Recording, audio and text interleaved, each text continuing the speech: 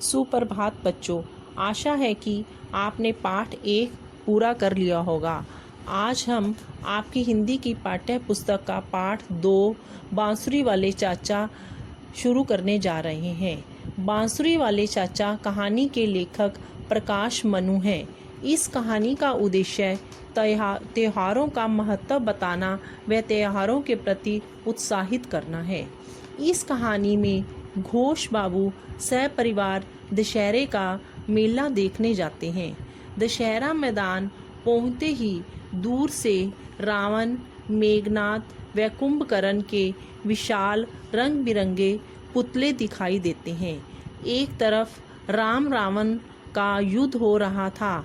राम के तीरों से रावण की बड़ी आफत आ गई थी। एक सिर के कट्टे पर उसका सिर फिर से उग आता था और वह जोर से हंसने लगता था।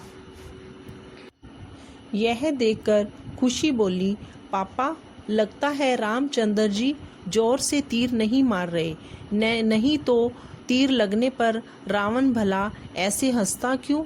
मिली बोली, पापा, ये पुतले कब जलेंगे? अब तो बड़ी देर हो गई है ना।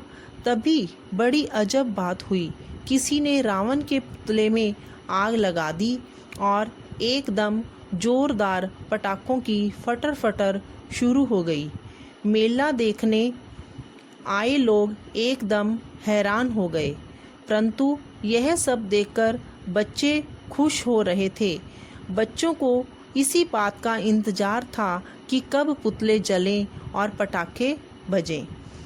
मेले में बहुत भीड़ थी और एकदम से अचानक पापा की आवाज़ आई, अरे अरे, खुशी कहाँ गई? घोष बाबू खुशी को वहाँ इधर उधर ढूंढने गए। जिस तरफ जलते हुए पुतलों को देखने के लिए बहुत सारे लोग घेरा बनाकर खड़े थे। तभी कावेरी घोष ने अनाउंसमेंट करवाने के लिए कहा। तभी उन्हें कहीं दूर से आती बांसुरी की आवाज़ सुनाई दी।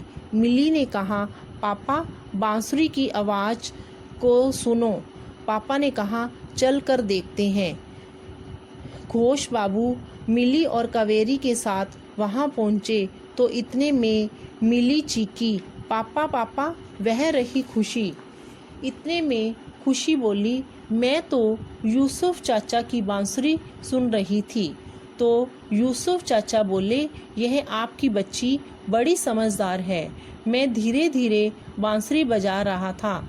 खुशी ने मुझे कहा कि मेरे मम्मी पापा खो गए हैं। आप जोर जोर से बांसुरी बजाओगे तो वे सुनकर जरूर यहाँ आएंगे। आप लोग आ गए तो उसे लगा कि अल्लाह ने मेरी लाज रख ली। घोष बाबू ने यूसुफ चाचा को अपने घर आने का निमंत्रण दिया और 500 का नोट उनकी तरफ बढ़ाया। तो बांसुरी वाले चाचा बोले, नहीं, पैसे किस बात के? आपको खुशी हुई, पर आपसे ज़्यादा खुशी मुझे हुई कि मेरी खुशी बिटिया को उसके मम्मी पापा और बहन मिल गए। और फिर सुरों में इतनी ताकत है कि बांसुरी की पुकार बेकार नहीं जाती।